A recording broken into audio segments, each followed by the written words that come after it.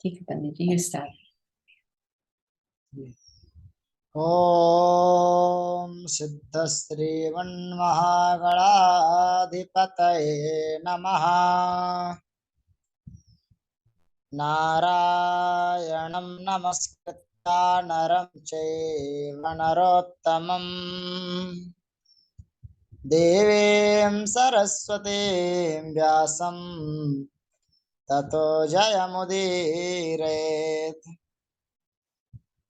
जन्माद्यस्य यतोऽन्वयादितरतश्चार्थेष्वभिघ्नस्वराट् तेने ब्रह्महृदाययाधिकवये मुह्यन्ति यत्सूरयः। तेजो वारिमृदां यथा विनिमयो यत्र त्रिसर्गो मृषा धाम्ना स्वेन सदा निरस्तिकुहकम् सत्यं परं धीमहि। जय जय श्री राधा रमण, जय जय नवल किशोर, जय गोपी चित चोर प्रभु, जय जय माखन चोर। अकारण करुणावरणालय तुम कर्तुम सर्व समर्थ भगवान सच्चिदानंद परमात्मा श्री कृष्णों में कोटि कोटि प्रणाम करते हुए ब्रज की रानी महारानी श्री राधिका रानी के चरणों में प्रणाम करते हुए श्री सद्गुरु भगवान को नमस्कार करते हुए आज सौभाग्य से यह अवसर प्राप्त हुआ है सभी के बीच में बोलने का। तो आइए हम चर्चा करते हैं।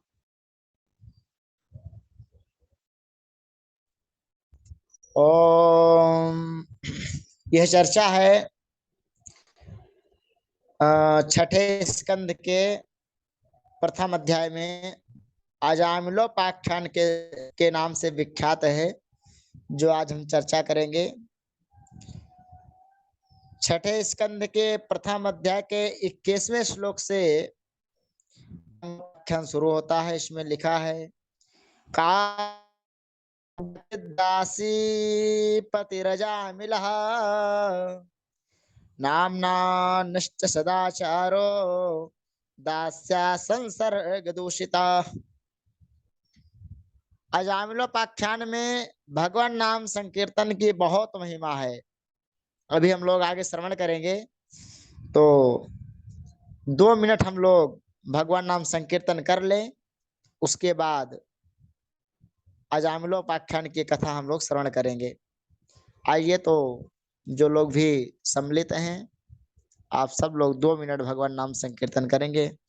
राधे राधे गोविंद गोविंद, राधे राधे राधे गोविंद गोविंद, राधे राधे राधे गोविंद गोविंद, राधे गोविंद राधे बोलो गोपाल, राधे गोविंद राधे बोलो गोपाल, राधे राधे राधे गोविंद गोविंद, राधे राधे राधे गोविंद गोविंद, राधे राधे राधे गोविंद गोविंद, राधे गोविंद राधे गोपाल, राधे गोविंद राधे गोपाल, राधे राधे राधे गोविंद गोविंद, राधे राधे राधे गोविंद गोविंद, राधे राधे राधे गोविंद गोविंद, राधे। जय जय श्री राधे श्याम। बोलिए श्री गोविंद भगवान की जय, श्री राधा रानी सरकार की जय, श्री सदगुरुदेव भगवान की जय। आज हम लोग पाख्यान में षष्ठम स्कंद के प्रथम अध्याय के श्लोक संख्या 21 में कहा गया है, कान कुब्जे दुजह कश्चिद दासी पति अजामिल नामना नष्ट सदाचारो दास्या संसदूषितः।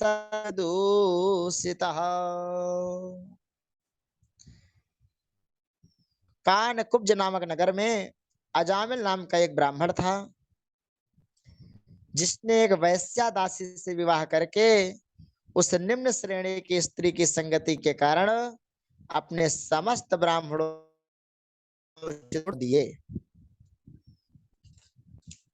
आगे कहा गया है कि यह पतित ब्राह्मण अजामिल दूसरों को बंदी बनाकर उन्हें जुए में धोखा देकर या सीधे उन्हें लूट कर कष्ट पहुंचाता था।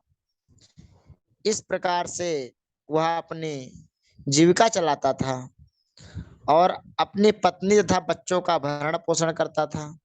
लेकिन अजामिल अपने शुरुआती जीवन में ऐसा नहीं था, वो बाद में ऐसा हुआ। पहले कैसे था उसके विषय में भी अभी चर्चा होगी। तो सुखदेव जी महाराज कहते हैं राजा परीक्षित से, हे राजन, इस प्रकार अनेक पुत्रों वाले अपने परिवार के पालन पोषण के लिए घृणास्पद पापमय कार्यों में अपना जीवन व्यतीत करते हुए उसके जीवन के 88 वर्ष बीत गए। किसके? अजामिल के। उस वृद्ध अजामिल के 10 पुत्र थे, जिनमें से सबसे छोटे बालक का नाम नारायण था। चूंकि नारायण सबसे छोटा पुत्र था, अतः स्वाभाविक है कि वह अपने पिता तथा माता दोनों का ही अत्यंत लाडला होता है। और आज भी ये प्रथा है कि छोटे बच्चे ज्यादा प्रिय होते हैं, माता पिता के नजदीक होते हैं। और यहाँ स्पष्ट उल्लेख है कि नारायण इतना छोटा था कि वह ना तो ठीक से बोल पाता था ना चल पाता था। चूंकि वह वृद्ध व्यक्ति उस बच्चे से अत्यधिक लिप्त था, अतः वह बच्चे की क्रीड़ाओं से आनंदित होता था। इस प्रकार से वह जामिल अपने परिवार के साथ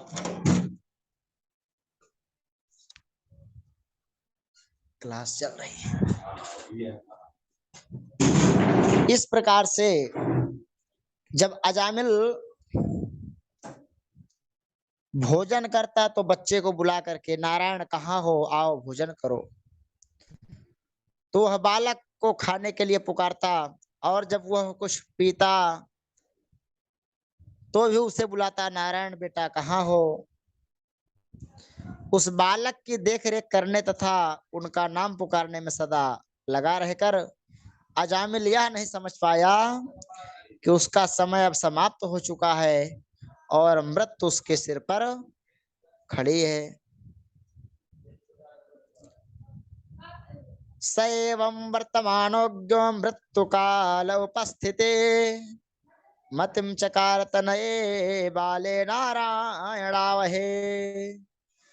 जब मूर्ख अजामिल की मृत्यु का समय आ गया तो वह एकमात्र अपने पुत्र नारायण के विषय में सोचने लगा कि इतना छोटा है, हम नहीं रहेंगे तो इसका जीवन कैसे चलेगा, कैसे खाएगा, कैसे रहेगा। इस प्रकार से वो अपने बेटे नारायण के विषय में ही सोचता रहता था।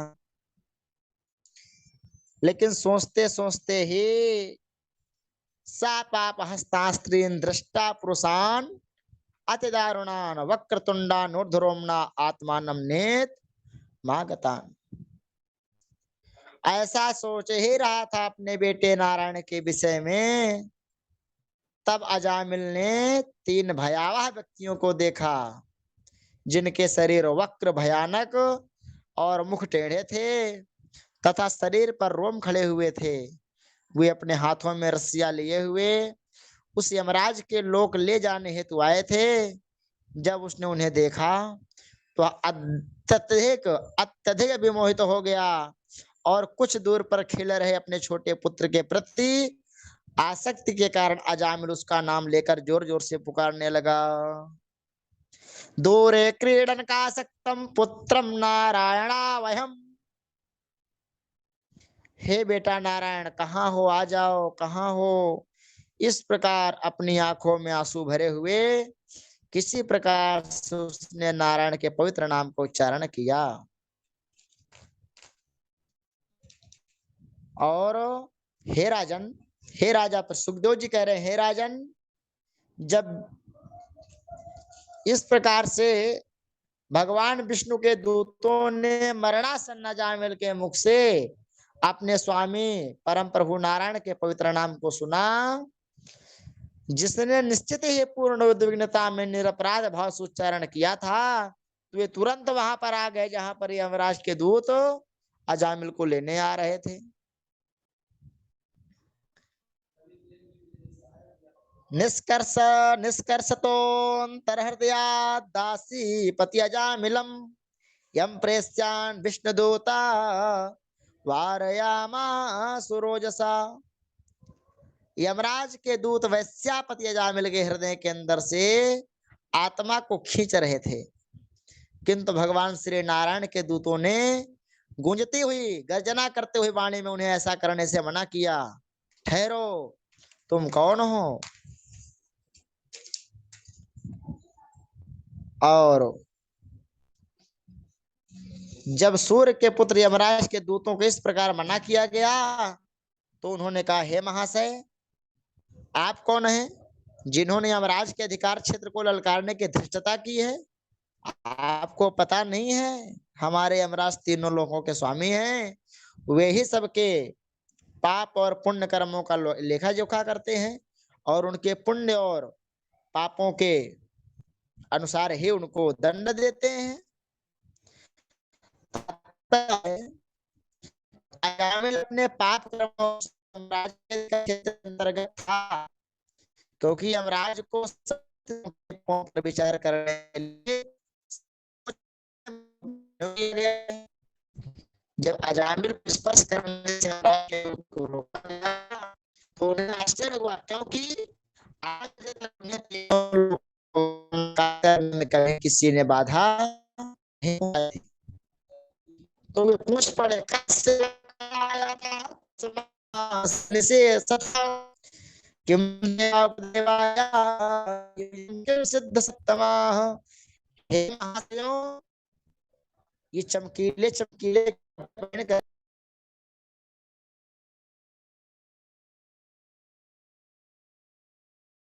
Ik heb hem verloren. Ik denk internetconnection है Moise. Dus we wachten even. Oh ja, hij heeft weer gejoined.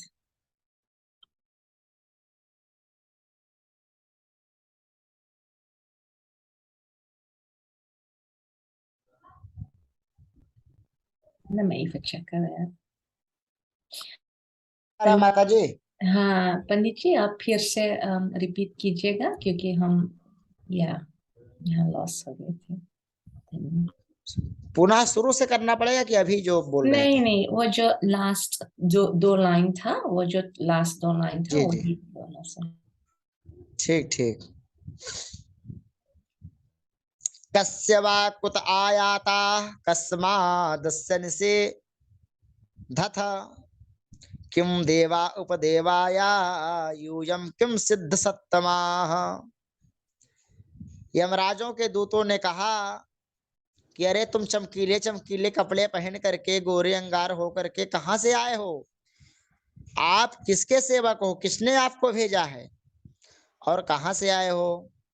और अजामिल का शरीर छूने से हमें क्यों मना कर रहे हो? क्या आप स्वर्गलोक के देवता हो या उपदेवता हो या कि सर्वश्रेष्ठ भक्तों में से कोई हो? आप अपना परिचय दीजिए। तब वे लोग बोलो, यमदूतों ने कहा, आप सभी की आंखें कमल के फूल की पंखुड़ियों के समान है। देखिए, इससे यह सिद्ध हो रहा है कि वैकुंठवासी कैसे होते हैं, जो वैकुंठ में लोग रहते हैं उनका स्वरूप कैसा होता है। बहुत ध्यान से सुनिएगा। यमदूतों ने कहा, आप सभी की आंखें कमल के फूल की पंखुड़ियों के समान हैं, और भगवान के लिए भी यही कहा गया है, नवकंज लोचन कंज मुख कर कंज पद कंजारुणम। भगवान की आंखें भी कमल के समान हैं, और जो भगवान के पार्षद आए हैं यहाँ पर, उनके भी भागवत में यही वर्णन है, सर्वे पद्म पलासा अच्छा पीत कौशे वाससहा किरीट नह कुंडलिनो लसत पुष्कर मालिनः।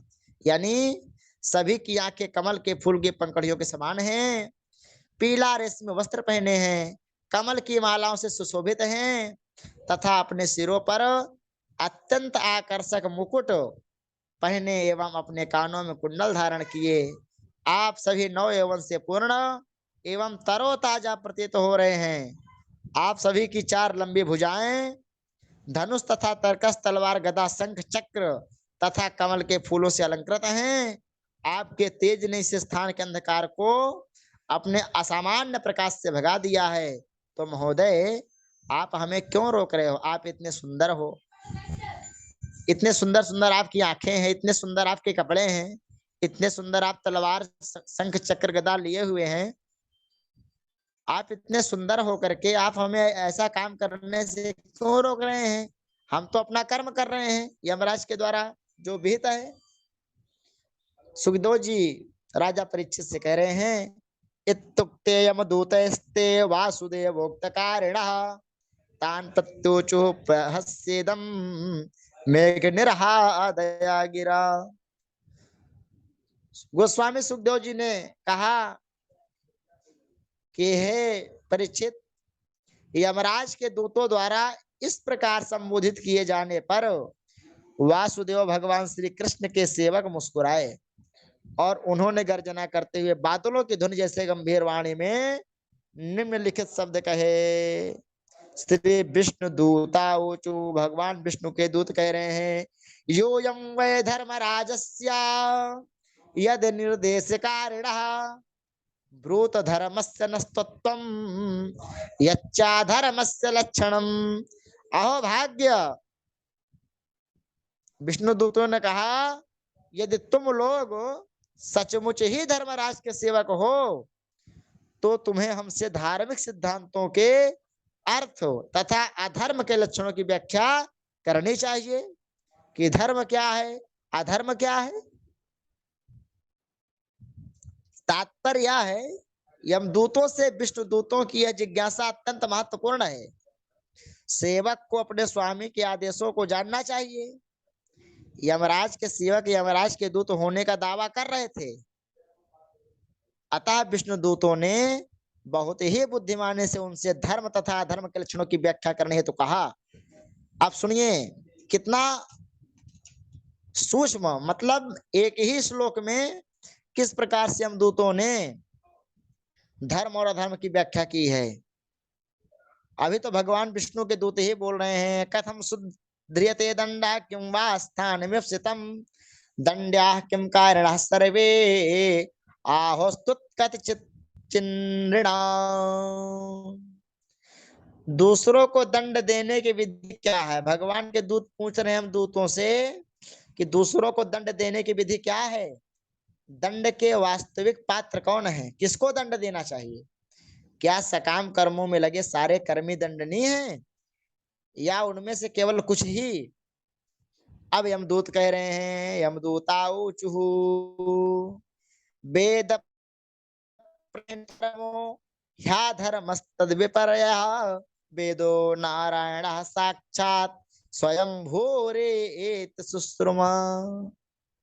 यमदूतों ने बहुत सुंदर उत्तर दिया। यमदूतों ने कहा, हे दूतों, हे विष्णु प्रियों, जो वेदों द्वारा संस्तुत है वही धर्म है। यानी जो वेदों में लिखी है दिनचर्या कैसे जीना चाहिए वही धर्म है, और इसका विलोम अधर्म है। यानी जो वेदों में लिखा है जो उसको नहीं करता वही धर्म है। यानी जो धर्म है और जो धर्म को नहीं करता वही धर्म है। इसका विलोम अधर्म है। यानी वेद साक्षात पूर्ण पुरुषोत्तम भगवान है, श्री नारायण है, वेदो नारायणो हरि, और स्वयं उत्पन्न हुए हैं, या हमसे, या हमने धर्मराज से सुना है, यह भी उन्होंने कहा। धर्म प्रोंजित कैत्रोत्र परमो, वह धर्म जिसका समर्थन वेद नहीं करते, श्रीमद् भागवत धर्म में अमान्य है। भागवत धर्म में उतना ही रहता है जो पूर्ण पुरुषोत्तम भगवान द्वारा दिया गया होता है।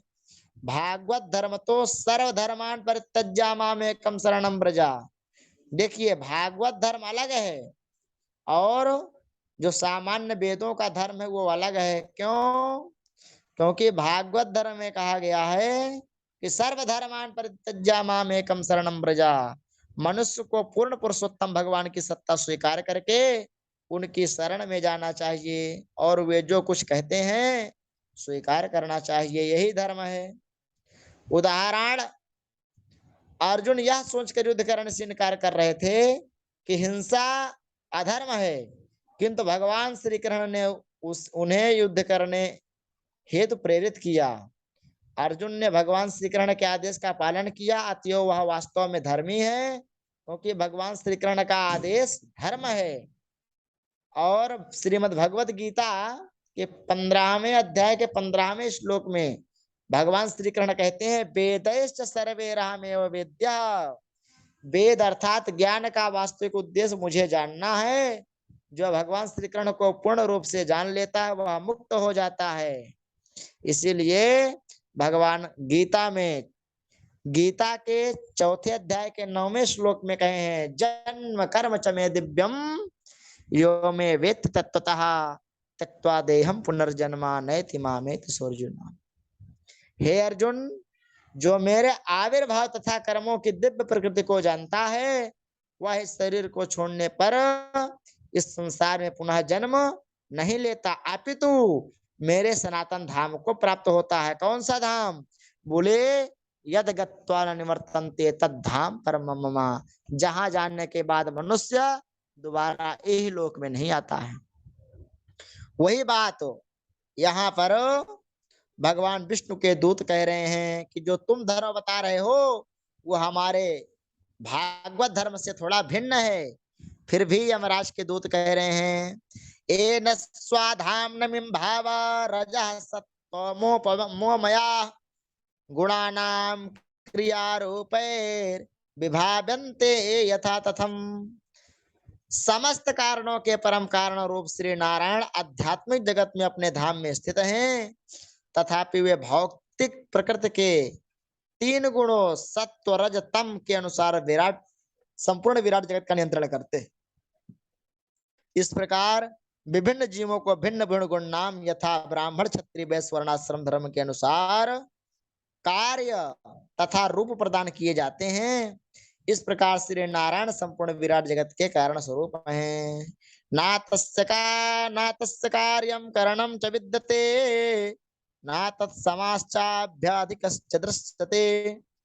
पूर्ण पुरुषोत्तम भगवान श्री नारायण सर्वशक्तिमान हैं, उनकी शक्तियां विविध हैं, अतएव वे अपने धाम में बने रहने में समर्थ हैं और बिना प्रयत्न के वे 3 गुणों सत्व रज तम गुणों की अन्योन्य क्रिया के माध्यम से कर सकते।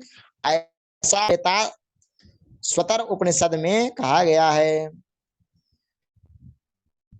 इस प्रकार से हम दूतों ने कहा कि सूर्योग ने खम मरुदेवा सोमो संध्यायनी दिशा कम कुह स्वयं धर्मेति हेते दैहस्य साक्षिणः।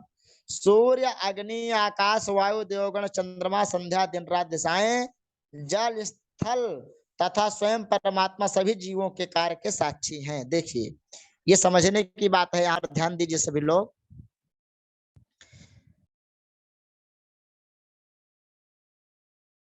आज के समय में जो न्याय हो रहा है, जो न्याय की प्रक्रिया है न्यायालय के द्वारा, उच्च न्यायालय, सर्वोच्च न्यायालय के द्वारा, वह जब कोई साक्षी होता है तभी माना जाता है कि कोई देखा हो तो बतावे, जब बताएंगे तभी दंडित किया जाएगा। अब वो चाहे झूठ बोल के गवाह दे दे, चाहे सच बोल करके। लेकिन सत्य सनातन धर्म में जो प्रक्रिया है जो वेदों की प्रक्रिया है न्याय करने की, वो किसी इंसान देखे या ना देखे, वहां पहले से साक्षी मौजूद रहते हैं। और कैसे साक्षी? सूर्य, अग्नि, आकाश, वायु, देवगण, चंद्रमा, संध्या, दिन रात, दिशाएं, जल स्थल तथा स्वयं परमात्मा जो हमारे हृदय में बैठे हैं, वो स्वयं साक्षी होकर के सब कुछ देखते हैं। लेकिन कुछ धार्मिक संप्रदायों के सदस्य, विशेष रूप से ईसाई हो या और कोई अन्य धर्म के लोग हैं, जो कर्म के फलों में विश्वास नहीं करते हैं, उनको साक्षियों से सबूत मिल जाते हैं, किंतु वे साक्षी कहाँ हैं? जो मनुष्य के पूर्व कर्म के फल के गवाह हों, ऐसे साक्षी कोई है? कोई नहीं है। ऐसे व्यक्ति के लिए यहाँ पर यमदूतों ने उत्तर दिया कि बद्ध जीव यह सोचता है कि वह चोरी चुपके कार्य कर लेता है। हम लोग क्या सोचते हैं कि हम कमरे के अंदर जो काम करते हैं वो कोई नहीं जानता है, जो चोरी कर लेते हैं कोई नहीं जानता है,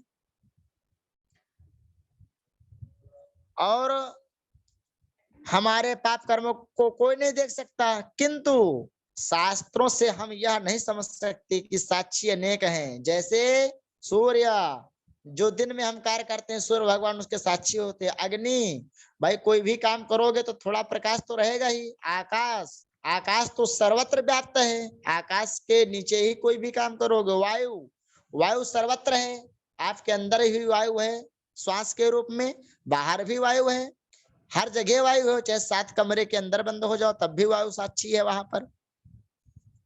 चंद्रमा, दिन में सूर्य साक्षी है, रात में चंद्रमा साक्षी है। देवता, देवता आपके शरीर के अंगों में ही निवास करते हैं।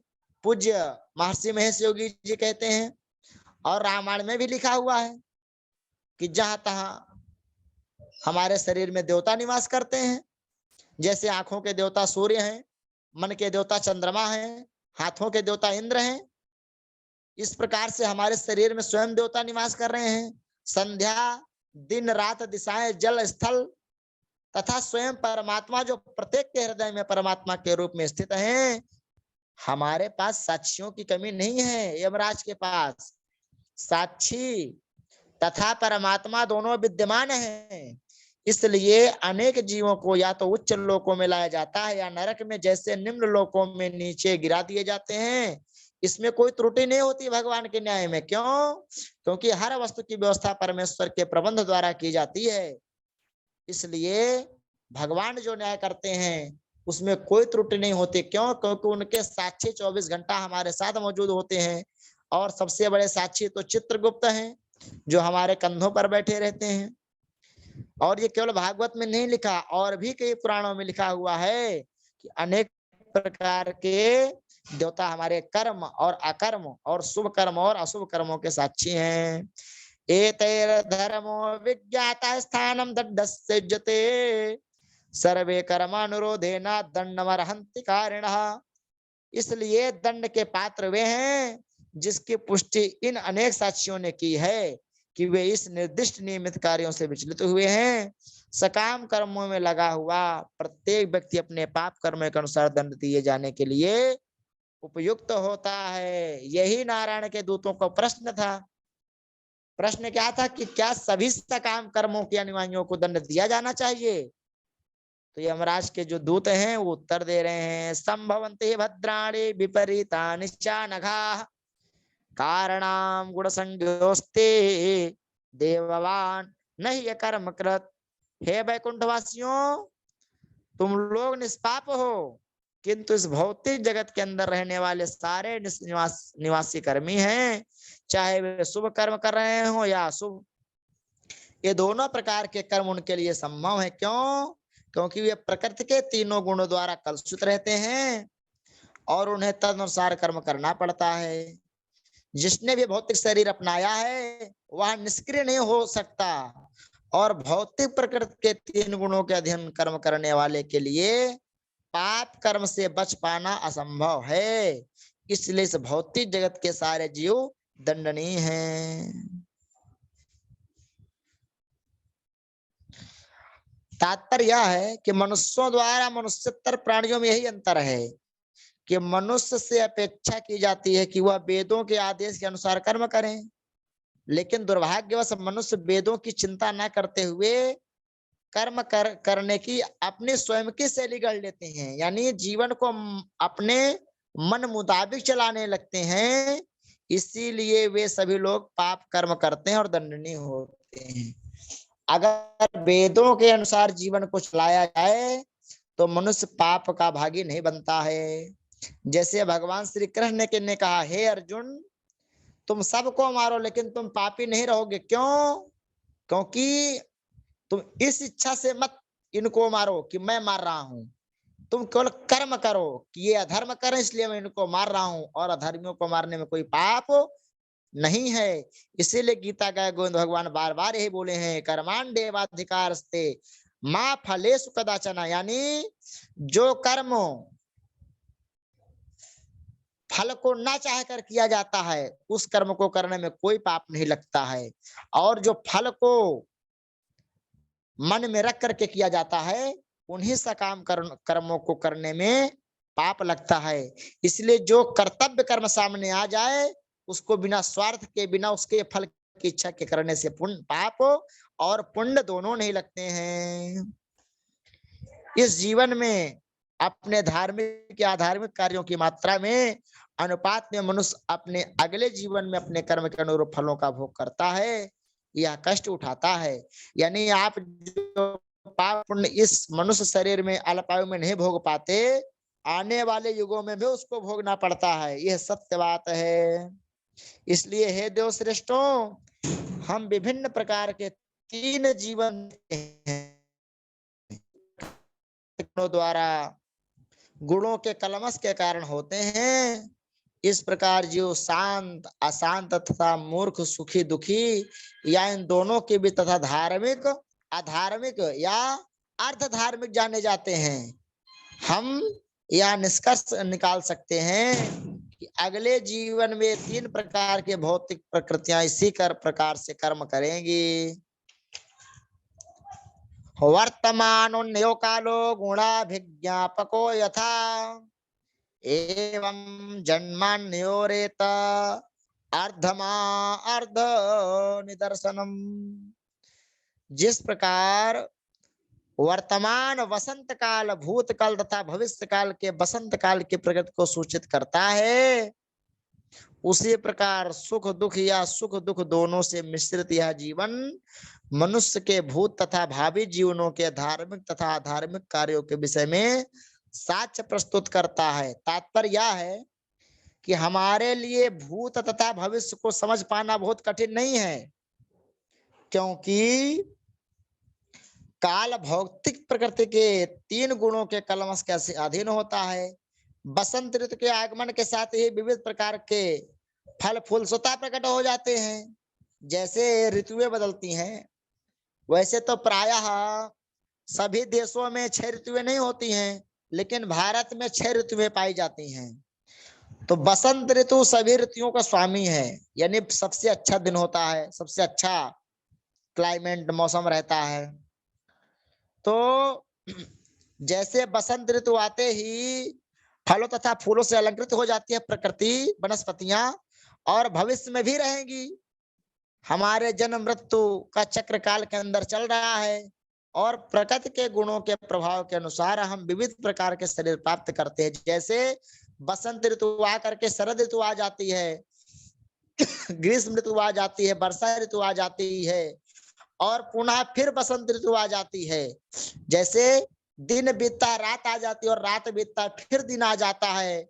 उसी प्रकार जैसे सुख जाता है तो दुख आ जाता है, दुख आता है तो फिर सुख आ जाता है। उसी प्रकार हमारा जीवन भी बदलता रहता है, बदलता रहता है हमारा। जैसे गीता में लिखा हुआ है, वासांस जीर्णान यथा विहाया, जैसे मनुष्य पुराने वस्त्रों को छोड़ करके नया वस्त्र धारण कर लेता है, उसी प्रकार यह जीवन भी बदलता रहता है। मनसैव पुरे देवा पूर्व रूपम विपश्यते अनुमीमांसते पूर्वम मनसा भगवान जः। सर्वशक्तिमान यमराज ब्रह्मा के समान हैं, क्योंकि जब वे अपने निजी लोक या परमात्मा की भांति हर एक के हृदय में स्थित होते हैं। वे मन के द्वारा जीव के विगत कार्यों का अवलोकन करते हैं और यह समझ जाते हैं कि जीव अगले जीवन में किस प्रकार कर्म करेगा। तब यथाग्रस्तमसा युक्त उपास्ते व्यक्त में वही, जिस प्रकार सोया हुआ व्यक्ति अपने स्वप्न में प्रकट हुए शरीर के अनुसार कार्य करता है और उसे स्वयं मान लेता है, उसी प्रकार मनुष्य अपने वर्तमान शरीर से अपनी पहचान बनाता है, जिसे उसने अपने विगत धार्मिक या अधार्मिक कार्यों के कारण प्राप्त किया गया है, और वह अपने विगत या भावी जीवनों को जान पाने में असमर्थ रहता है। वो आगे का जीवन देख पाता नहीं है। यस् देवे पराभक्ति यथा देवे तथा गुरो तस्सैते कहता हर्ता प्रकाशन्ते महात्मनः। पंचभी कुरुते स्वार्थान पंचवेदान पंचभी एकस्तु षोडशेन्द्रियेन स्वयं सप्तदशोंसुष्णे। 5 ज्ञानेन्द्रियों, 5 कर्मेंद्रियों, 5 इंद्रिय विषयों के ऊपर मन होता है, जो 16वां तत्व है। मन से श्रेष्ठ 17वां तत्व आत्मा स्वयं जीव है, जो अन्य 16 के सहयोग से अकेले भौतिक जगत का भोग करता है। जीव 3 प्रकार की स्थितियों का भोग करता है, यथा सुख दुख तथा मिश्रित सुख दुख दोनों। यानी सूक्ष्म शरीर 16 अंगों से समन्वित होता है, यानी जो हमारा सूक्ष्म शरीर होता है मरने के बाद वो 16 अंगों से समन्वित होता है। 5 ज्ञानेन्द्रियां, 5 कर्मेंद्रियां, 5 इंद्रिय तृप्ति के विषय तथा मन। यह सूक्ष्म शरीर भौतिक प्रकृति के 3 गुणों का प्रभाव है या दुर्लंघ प्रबल इच्छाओं से बना हुआ है। अतएव यह जीव को मनुष्य पशु तथा देवता योनि में एक शरीर से दूसरे में देहांतरण कराता है। जब जीव को देवता शरीर प्राप्त होता है तो वह निश्चित रूप से हर्षित होता है, प्रसन्न हो जाता है। जब उसे मनुष्य का शरीर प्राप्त होता है तो वह शोक करता है, और जब उसे पशु का शरीर मिलता है तो वह सदैव भयभीत रहता है, किंतु दूसरी परिस्थितियों में वह वस्तुतः दुखी रहता है। उसकी यह दुखित अवस्था संसर्ती या भौतिक जीवन में देहांतरण कराती रहती है। अपने इंद्रियों तथा मन को वश में करने में अक्षम देहधारी जीव अपनी इच्छाओं के विरुद्ध भौतिक प्रकृति के गुणों के प्रभाव के अनुसार कर्म करने हेतु बाध्य होता है। वह उस रेशम के कीड़े के समान है जो अपने लार का प्रयोग बाह्य कोष बनाने हेतु करता है और फिर उसी में बंध जाता है, जिसमें से बाहर निकल पाने की कोई संभावना नहीं रहती। जीव अपने ही सकाम कर्मों के जाल में अपने आप को बंदी बना लेता है और तब अपने आप को मुक्त कराने का कोई उपाय नहीं ढूंढ पाता। इस प्रकार वह सदैव मोहग्रस्त रहता है और बारंबार मरता रहता है। तात्पर्य है, जैसा कि पूर्व में बताया जा चुका है कि प्रकृति के गुणों का प्रभाव अति प्रबल है, यानी सभी लोग प्रकृति से बंधे हुए हैं। विभिन्न प्रकार के सकाम कर्म उलझा जीव बाह्य कोष में बंदी रेशम के कीड़े के समान है। जब तक कि पूर्ण पुरुषोत्तम भगवान उसकी सहायता नहीं करते, इससे मुक्त हो पाना अत्यंत कठिन होता है। ना ही कश्चित् क्षणमपि जातो तिष्ठन्त कर्मकृत कार्यते है सा कर्मा गुणे स्वभाव विकैर बलात्। एक भी जीव बिना कार्य किए क्षण भर भी नहीं रह सकता। यह गीता में भी यह श्लोक कहा गया है। उसे प्रकृति के 3 गुणों के अनुसार अपनी स्वाभाविक प्रवृत्ति द्वारा कर्म करना ही पड़ता है, क्योंकि यह स्वाभाविक प्रवृत्ति उसे एक विशेष रूप से कार्य करने हेतु बाध्य करती है। इसलिए सजीव प्राणी जो भी सकाम कर्म करता है, वे चाहे पवित्र हों या अपवित्र, वे उसकी इच्छाओं की पूर्ति के अदृश्य कारण होते हैं। यह अदृश्य कारण ही जीव के विभिन्न शरीर की जड़ है। जीव अपने उत्कट इच्छा के कारण किसी विशेष परिवार में जन्म लेता है और ऐसा शरीर प्राप्त करता है जो या तो उसकी या उसके माता पिता जैसा होता है। स्थूल तथा सूक्ष्म शरीर उसकी इच्छा के अनुसार उत्पन्न होते हैं। चूंकि जीव की संगति भौतिक प्रकृति से रहती है, स्थूल शरीर सूक्ष्म शरीर की उपज है। जैसा कि गीता में कहा गया है 8वें अध्याय के 6वें श्लोक में, यम यम वाप स्मरण भावम तजन्ते ते कलेवरम तम तमयवैति कौन्तेय सदा तद भाव भाविता। गीता गए गोविंद भगवान कहते हैं, हे कुंती पुत्र अर्जुन, शरीर त्यागते समय मनुष्य जिस जिस जिस भाव का स्मरण करता है वह निश्चित रूप से उस भाव को प्राप्त होता है। इसलिए अतएव वह बड़ी विषम स्थिति में होता है, किंतु यदि उसे मनुष्य जीवन में यह शिक्षा दी जाती है कि किस प्रकार पूर्ण पुरुषोत्तम भगवान या उनके भक्त की संगति की जाए, तो इस शरीर पर काबू पाया जा सकता है और अंत में भगवान नाम का स्मरण होने से वो भगवत धाम को प्राप्त हो सकता है। अयम ही श्रुत संपन्ना शील वृत्ता गुणालया धृत व्रतो मृतो मृदुर्दांता सत्यवांग मंत्र विच्छुभी। अब यहाँ पर अजामिल के पूर्व जीवन की चर्चा हो रही है, यानी जब वो ब्राह्मण कर्म में लिप्त था, जब वो ब्राह्मण के कर्म में दक्ष था, उस समय की बात है कि प्रारंभिक काल में जन्म से जब वो छोटा था, तब प्रारंभिक काल में अजामिल नामक इस ब्राह्मण ने सारे वैदिक ग्रंथों का अध्ययन किया था। यानी वह उच्च कोटि का ब्राह्मण था, वो वेद वेदांग पढ़े हुए था, वह अच्छे चरित्र अच्छे संस्कार तथा अच्छे गुणों का आगार करता था, वह सारे वैदिक आदर्शों को संपन्न करने में दृढ़ था, वह अत्यंत नम्र तथा सुशील था और अपने मन तथा इंद्रियों को बस में रखता था। यह सदा सच बोलता था। वह जानता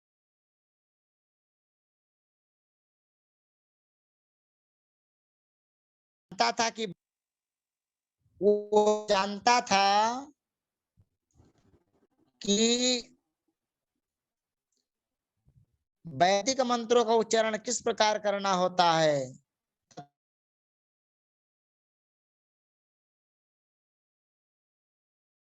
पूर्व अग्निदेव अतिथियों तथा घर के वृद्ध जनों का आदर करता था, निसंदेह झूठी प्रतिष्ठा से मुक्त था, शिष्ट था। वह ना तो व्यर्थ की बातें करता था, किसी से ईर्ष्या। लेकिन क्या हुआ, एकदासौ वनम याता पितृ संदेह कृत आदाय तत आवृतः फल पुष्प समत समित कुशान। ये संवाद जो चल रहा है ये यमदूतों और वैकुंठ लोक निवासी भगवान नारायण के दूतों में चल रहा है। नारायण के दूतों से यमदूत कह रहे हैं कि अजामिल प्रारंभिक काल में सभी वैदिक ग्रंथों का अध्ययन करने वाला था, अच्छा संस्कार वाला था, लेकिन क्या हुआ सुनिए, एक दासो वनम याता, एक बार वह ब्राह्मण अजामिल अपने पिता के आदेश का पालन करते हुए जंगल से फल फूल तथा समिति तथा कुश नामक 2 प्रकार की घास लाने जंगल गया और घर वापस आते समय उसे एक अत्यंत कामुक चतुर्थ वर्ण का शूद्र व्यक्ति मिला, जो निर्लज्ज होकर के एक वैश्या का आलिंगन तथा उसके साथ संबंध कर रहा था। यह शूद्र इस प्रकार हंसते गाते हुए आनंद ले रहा था मानो यही उचित आचरण है। यह शूद्र तथा वैश्या दोनों ही सुरापान किए हुए थे और उस वैश्या की आंखें नशे से घूम रही थी और उसके वस्त्र शिथिल पड़ गए थे। अजामिल ने उन्हें ऐसी दशा में देखा। इसका तात्पर्य क्या है कि पुराने युगों में भी कभी कभी मदोन्मत्तता प्रकट होती थी, किंतु बहुत आम बात नहीं थी। इस कलयुग में ऐसा पाप सर्वत्र देखा जाता है, क्योंकि संपूर्ण संसार में लोग निर्लज्ज हो चुके हैं। बहुत काल पूर्व जब अजामिल ने उन्मत्त शूद्र तथा वैश्या का दृश्य देखा था, तो पूर्ण ब्रह्मचारी होते हुए भी प्रभावित हो गया था। आजकल ऐसा पाप अनेक स्थानों में दृष्टिगोचर होता है, और हमें उस ब्रह्मचारी छात्र की स्थिति पर विचार करना चाहिए जो ऐसे आचरण को देखता है। यदि वह नियामक सिद्धांतों के पालन में अत्यंत सुदृढ़ ना हो, तो ऐसे ब्रह्मचारी के लिए स्थिर रह पाना अत्यंत कठिन है। फिर भी यदि कोई कृष्ण भावनामृत को अत्यंत गंभीरता पूर्वक अंगीकार करे, तो वह पाप द्वारा उत्पन्न उत्तेजना का सामना कर सकता है। हम अपने कृष्ण भावनामृत आंदोलन में अवैध यौन संबंध, नशा, मांसाहार तथा जुआ पर प्रतिबंध लगाते हैं। कलयुग में ऐसा अनेक दृश्य देखने को मिलते हैं जो कि पूर्व काल में प्रायः कभी हुआ करते थे, जो दृष्टिगोचर नहीं होते थे। लेकिन इस समय तो बहुत कुछ देखा जा रहा है। पाश्चात्य देशों में, पश्चिमी सभ्यता में, और ऐसा दृश्य देखने के बाद अपने आप को संयमित रख पाना अति कठिन है। लेकिन फिर भी यदि कृष्ण कृपा से कोई व्यक्ति विधि विधानों में दृढ़ रहता है और हरे राम हरे कृष्ण मंत्र का जाप करता है, तो भगवान श्री कृष्ण उसकी रक्षा निश्चित रूप से करेंगे। वास्तव में भगवान श्री कृष्ण कहते हैं कि उनके भक्त का कभी नाश नहीं होता है। गीता में लिखा है, कौन्ते प्रतिजानी ही न मे भक्ता प्रणश्यति, यानी जो भगवान के शरण में चला जाता है, कृष्ण भावनामृत का अभ्यास करने वाले सारे शिष्यों के को आज्ञा पूर्वक विधानों का पालन करना चाहिए, करने में स्थिर रहना चाहिए, तब डरने की कोई आवश्यकता नहीं रहती है। इसीलिए भगवान के पूजा यानी जो नौधा भक्ति है, उसमें जो भक्ति अच्छी लगे उस भक्ति को करते रहना चाहिए। भगवान का कीर्तन करना चाहिए। नहीं तो अच्छे अच्छे अजामिल जैसे जो वेदों के जानकार थे, वे भी गलत संगति में पड़ने के बाद अपने आप को कंट्रोल नहीं कर पाए, अपने पुरुषार्थ को नहीं बचा पाए, और हम लोग तो एक सामान्य मनुष्य हैं। और क्या लिखा है, दृष्ट्वा ताम काम लिप्ते ना बहुना परिरंभिताम जगाम भृच्छेवसम सहस्रेव विमोहिता। वह शूद्र हल्दी के चूर्ण से अपनी बाहें चमकाए हुए था और उस वैश्या का आलिंगन कर रहा था। जब अजामिल ने उस वैश्या को देखा तो उसके हृदय में सुप्त कामना जागृत हो उठी और वह सम्मोहित होकर उनके वश में हो गया। ले आए क्या?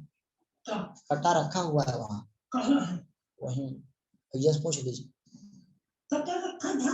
हाँ। तो लो भैया। तो चलो इस प्रकार से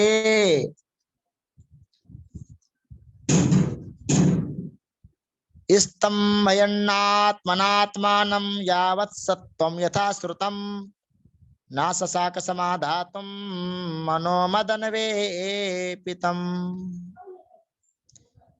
उसने धैर्य पूर्वक स्त्री को न देखने के शास्त्रों के आदेश अनुसरण करने का था संभव प्रयास किया। यानी अजामिल ने प्रयास किया, इस ज्ञान तथा अपनी बुद्धि के बल पर उसने अपनी काम इच्छाओं को वश में करने का प्रयास किया, किंतु आवेग होने के अपने मंत्र को नियंत्रित ना कर सका। जिस प्रकार सूर्य तथा चंद्रमा एक क्षुद्र ग्रह द्वारा ग्रसित हो जाते हैं, देखिए कितना अच्छा उदाहरण है कि जिस प्रकार पूरे संसार को भगवान सूर्य प्रकाशित करते हैं, लेकिन एक तुच्छ राहु जैसे राक्षस के चंगुल में फंस जाते हैं, राहु उनको ग्रस लेता है, चंद्रमा को भी राहु ग्रसित कर लेता है। कार्तिक में आने वाले महीने में सूर्य और चंद्र ग्रहण दोनों देखे जाएंगे, सब लोग देखेंगे। अमावस्या को सूर्य ग्रहण है और पूर्णिमा को चंद्र ग्रहण पड़ेगा अगले महीने कार्तिक में। तो जिस प्रकार सूर्य तथा चंद्रमा एक क्षुद्र ग्रह द्वारा ग्रसित हो जाते हैं, उसी प्रकार उस ब्राह्मण ने अपना समस्त उत्तम ज्ञान खो दिया। इस स्थिति का लाभ उठाकर वह सदैव उस वेश्या के विषय में सोचता रहता और थोड़े समय बाद ही उसने उसे अपने घर में रख लिया तथा ब्राह्मण के समस्त अनुष्ठानों का त्याग कर दिया। तामेव तोषयामासा पित्रेणार्थेन यावता ग्राम्येर मनोरमयी कामयी प्रसीदेत यथा तथा। इस प्रकार अजामिल अपने पिता से उत्तराधिकार में प्राप्त जो भी धन था उसे अपने विविध उपहारों द्वारा उस वैश्या को तुष्ट करने में खर्च करने लगा। यानी जो पिता के द्वारा प्रदत्त संपत्ति थी, दी हुई संपत्ति थी, वह उन्हीं से खूब गिफ्ट ला ला करके उसको प्रसन्न करता और रात दिन उसी के साथ रहता। उसने उस वैश्या को संतुष्ट करने के लिए अपने समस्त ब्राह्मणोचित कर्म भी छोड़ दिया। क्योंकि उसकी बुद्धि वैश्या की कामनापूर्ण चितवन से बिंध चुकी थी, अतः शिकार हुआ ब्राह्मण अजामिल उसकी संगति में पाप कर्म करने लगा। उसने अपनी अति सुंदर तरुणी पत्नी तक का साथ छोड़ दिया था, यानी जो उसकी पहली पत्नी थी जिससे शास्त्रोक्त विधि से उसका विवाह हुआ था, उसको भी। यद्यपि वह ब्राह्मण कुल में उत्पन्न हुआ था अजामिल, किंतु वैश्या की संगति के कारण बुद्धि से विहीन उस धूर्त ने जैसे तैसे करके धन कमाया, चाहे वह उचित रीति से रहा हो या अनुचित रीति से कमाया हुआ हो, उसको वैश्या के पुत्रों तथा पुत्रियों के भरण पोषण में लगाया। और लिखा है कि इस ब्राह्मण ने पवित्र शास्त्रों के विधि विधानों को उल्लंघन करके अपव्यय करने तथा वैश्या द्वारा बनाया भोजन करने में बड़े ही अनुत्तरदायित्वपूर्ण ढंग से अपने दीर्घ आयु बिताई। इसीलिए वह पापों से भरा है, वह अस्वच्छ है और निषिद्ध कर्मों में लिप्त रहता है। ततैनम दंडपाणे सकाशम कृतकिल विषम नेस्यामो कृत निर्वेशम यत्र दंडेन शुद्धति। इस अजामिल ने कोई प्रायश्चित नहीं किया, अतः उसके पापी जीवन के कारण हम इसे दंड देने हेतु के समक्ष ले जाएंगे। वहां यह अपने पाप कर्मों की मात्रा के अनुसार दंडित होगा और इस प्रकार शुद्ध बनाया जाएगा। इन सब बातों को सुन करके अतएव यमदूतों ने विष्णु दूते से अन्य विनय की कि वे अजामिल को यमराज के पास ले जाने दें। इतनी बात में पहला अध्याय विराम हुआ। छठम स्कंद के दूसरे अध्याय में श्री बादरणावाचा सुखदेव जी कहते हैं, हे परीक्षित, एवं ते भगवद्दूता यमदूता विवासितम उपधार्याथ तान राजन प्रत्याहुर्नय कोविदा। सुखदेव जी कहते हैं, हे राजन, भगवान श्री विष्णु के दूत नीति तथा तर्क शास्त्र में पटु होते हैं। यमदूतों के कथनों को सुनने के बाद उन्होंने इस प्रकार उत्तर दिया। देखिए, अभी तक यमदूतों ने धर्म क्या है अधर्म क्या है उसका विस्तार से वर्णन किया और अजामिल ने कौन कौन से धर्म अधर्म किए उसकी भी व्याख्या की, और वो ज्ञानी था उसकी भी व्याख्या उन्होंने की। अब उनकी सारी बात को सुन करके पुनः विष्णु भगवान के दूतों ने कहा, अहो कष्टम धर्म द्रसा धर्म स्मृते सभाम यत्रा दंडेषु पापेषु दंडोधयैर्ध्रियते वृथा। विष्णु दूतों ने कहा, है यह कितना दुखद है कि ऐसी सभा में जहां धर्म का पालन होना चाहिए वहां अधर्म को लाया जा रहा है। धार्मिक सिद्धांतों का पालन करने के अधिकारी जन एक निष्पाप अदंडनीय व्यक्ति को व्यर्थ ही दंड दे रहे हैं। यानी भगवान के दूत कहना चाहते हैं कि प्रजा नाम पितरोए च शास्तारा साधवा समा इदिस्यात्तेषु वैषम्यम कम यान्त शरणम प्रजा। राजा या सरकार सरकारी शासक हो को इतना सुयोग्य होना चाहिए कि वो स्नेह और प्रेम के साथ नागरिकों के पिता, पालक तथा संरक्षक के रूप में कार्य कर सके। उसे मानक शास्त्रों के अनुसार नागरिकों को अपनी अच्छी सलाह तथा आदेश देने चाहिए और हर एक के प्रति समभाव रखना चाहिए। यमराज ऐसा करते हैं क्योंकि वो न्याय के सर्वोपरि स्वामी हैं और उनके पथ चिन्हों पर चलने वाले भी वैसा करते हैं। किंतु यदि ऐसे लोग दूषित हो जाएं और निर्दोष तथा अबोध व्यक्ति को दंडित करके पक्षपात प्रदर्शित करें, तो फिर समस्त नागरिक अपने भरण पोषण तथा सुरक्षा के लिए शरण ले तो कहाँ जाएंगे। भगवान के जो दूत है वो ये कहना चाहते हैं कि रक्षक ही भक्षक हो जाए तो लोग किसके शरण में जाएंगे, प्रजा किसके शरण में जाएंगी। यानी राजा अथवा आधुनिक काल में जो सरकार है, सरकार को चाहिए कि नागरिकों को शिक्षा देकर उनके अभिभावक के रूप में कार्य करें। या मनुष्य जीवन विशेषतया स्वयं को तथा पूर्ण पुरुषोत्तम भगवान के साथ अपने संबंध की अनुभूति के निमित्त है, क्योंकि पशु जीवन में इसकी अनुभूति नहीं की जा सकती। इसलिए सरकार का कर्तव्य है यह है कि वो सारे नागरिकों को प्रशिक्षण देने का भार अपने ऊपर इस प्रकार से ले कि धीरे धीरे वे आध्यात्मिक पद तक ऊपर उठ सकें और आत्मा तथा ईश्वर से अपने संबंध की अनुभूति कर सकें। अभी जो सरकारें हैं वो चाहे भारत की हो चाहे विदेशों की हो, वो शिक्षा देती हैं जिससे मनुष्य अपना जीवन के भरण पोषण कर सके केवल। यानी वो शारीरिक शिक्षा देती हैं शरीर को मजबूत बनाने के लिए और पैसा कमाने के लिए केवल शिक्षा देती हैं। लेकिन जिस दिन मन को ठीक करने के लिए, आत्मा को ठीक करने के लिए, बुद्धि को पवित्र करने के लिए, मन को आध्यात्मिकता से जोड़ने के लिए शिक्षा में कदम बढ़ाया जाएगा, उस समय राम राज्य की स्थापना होगी।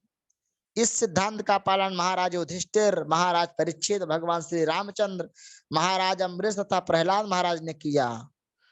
सरकार के नेतृत्व करने वाले शासकों को अत्यंत सत्यनिष्ठ तथा धार्मिक होना चाहिए, अन्यथा राज्य के समस्त कामकाज बाधित होंगे। दुर्भाग्यवश प्रजातंत्र के नाम पर चोर उचक्के अन्य चोर उचक्कों को कई अत्यंत महत्वपूर्ण सरकारी पदों के लिए चुन रहे हैं। हाल में ही कई देशों में ऐसे ऐसे लोग सत्ता पर बैठे हुए हैं जो बहुत ही घृणित कार्य कर रहे हैं और उनका यही काम है कि इन किन प्रकारेण लोगों को भ्रमित किया जाए, किसी प्रकार से धन कमाने के लिए, चाहे उनको ताड़ना दी जाए, चाहे चोरी करना पड़ जाए, चाहे हत्या करना पड़ जाए, किसी भी प्रकार से उनको शोषण करना है, तो ऐसा नहीं होना चाहिए। गीता में लिखा है यद्दाचरतश्रेया, और भागवत में भी लिखा है यद्दाचरतश्रेया निता रस्तदीहते सयत्मानम कुरुते लोकास्तदनुवर्तते। आम जनता समाज में बड़े लोगों का अनुकरण करती है, यानी जो श्रेष्ठ जन करते हैं, श्रेष्ठ पुरुष करते हैं, वही लोग अनुगमन करते हैं। लेकिन पहले श्रेष्ठ पुरुष उसको माना जाता था जो त्यागी लोग होते थे, तपस्वी लोग होते थे, जो समाज में अच्छा कार्य करते थे। लेकिन आज के समय में आम जनता नेताओं का अनुगमन करती है और उसके आचरण का अनुसरण करती है। यानी नेता जो भी स्वीकार करता है उसे आम जनता प्रमाण रूप में स्वीकार कर लेती है। इसीलिए नेताओं को सात्विक होना चाहिए, क्योंकि जो जनता है वो उन्हीं का अनुसरण करती है। लेकिन यहाँ भागवत में यद्यपि अजामिल दंडनीय नहीं था, फिर भी यमदूत उसे दंड देने के लिए यमराज के पास ले जाने का हट कर रहे थे। यह अधर्म था, अर्थात धार्मिक सिद्धांतों के विपरीत था। विष्णु दूतों को भय था कि यदि ऐसे अधार्मिक कार्यों की अनुमति दी जाती है तो मानव समाज की व्यवस्था बिगड़ जाएगी। आधुनिक काल में कृष्ण भावनामृत आंदोलन मानव समाज की व्यवस्था के सही सिद्धांतों को प्रारंभ करने का प्रयास कर रहा है, किंतु दुर्भाग्य तो यह है कि कलयुग की सरकारें हरे राम हरे कृष्ण आंदोलन का समुचित रूप से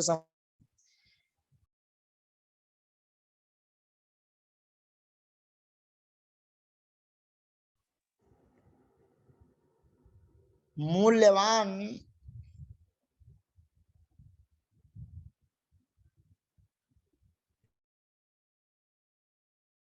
पंडित, we can't hear you. पंडित जी? जी सुन पा रहे हैं? हाँ, अब सुन रहे हैं।